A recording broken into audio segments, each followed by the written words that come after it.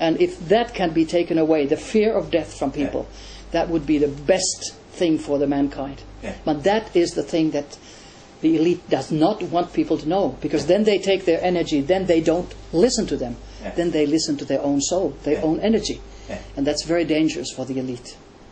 And knowing that you can have contact with ETs, which are always positive. Yeah. All the contacts that Americans say, abductions, and they rape you and you know, do whatever, that is done by the US military. They take them to underground bases, they hypnotize you, they implant you with microchips, and then they make you think that it was aliens doing it.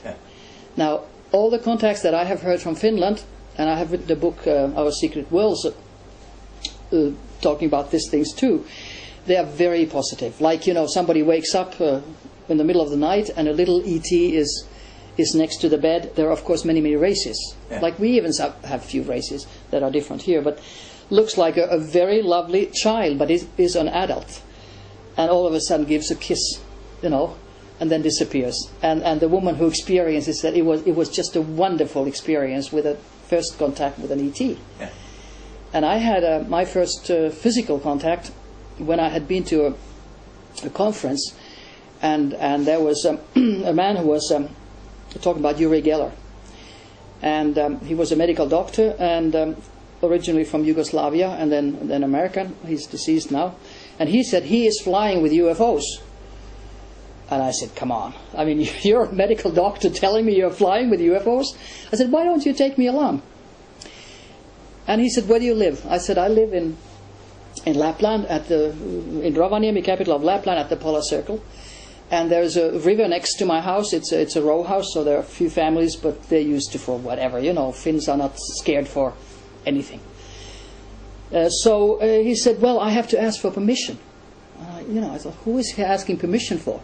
And 2 months passed, and I was with a young actress at home, reading a new poem book called, tanka poems, you know, Japanese poems. And the name of the poem was First Contact. I just read it to her, and then look, oh good Lord, look at that. About 100 yards from us, 100 yards from the ground, there was a UFO. And instead of, you know, I had asked them to come, you know, just come. I went into total panic. And so she did too. And I said, please don't come, please don't come. I didn't understand my reaction. Why did I'm not afraid of anything. Why did I act like that? It was there for 15 minutes and then flew away. And then we started explaining, oh, it must have been reflection of the moon, or I don't know, it must have been some, you know, whatever.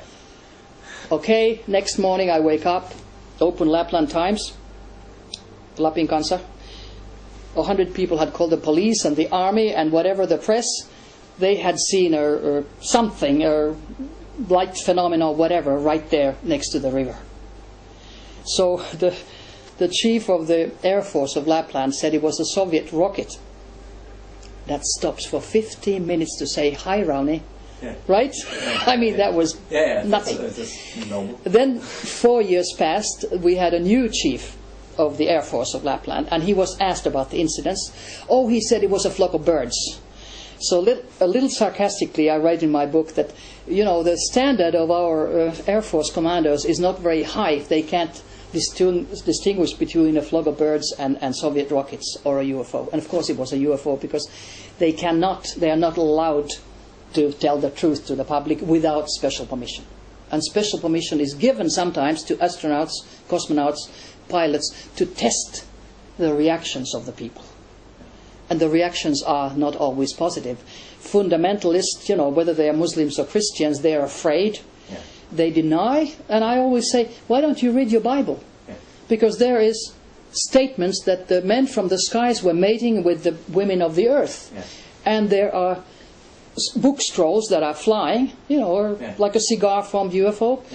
And there was a description in Hezekiel's book about something that landed, and somebody with sort of a silver armor came out and talking to the people, but only one of them heard what he was talking, and he was ordered to eat a book scroll, symbolism again, to get knowledge. And a NASA scientist drew a picture according to the Bible's description. It was a UFO. So it's all there. Thousands of years we've had contacts. Yeah. But what is most, I think, flabbergasting, which people cannot take, but with this Moscow conference experience, we are dealing actually with different dimensions, and that is also in a NASA report. That not only are we dealing with ETs and UFOs from other planets, but from different dimensions. Yeah. And of course, that is very hard for us to understand, but it makes it maybe easier to understand if you think that we have a radio and you just screw the knob, and you're on different frequencies, different programs. Yeah, exactly. That's exactly what is happening. Yeah. And what is happening with your soul, with your energy. Yeah. You too, your energy is today at different frequencies. We are multidimensional. Yes. And sometimes you can feel it when you're in a dream. You just say, oh, it was a dream. You don't think I was right there, out of body, in a different frequency, living a different life. Because, you said, it was a dream. And when you come all the way up, I would say that the shock of your life is that, and it happens at death mostly, that you see your connection to ETs and death. Your soul, is one with the ET soul. Yeah. We are all one. We are all one, yeah.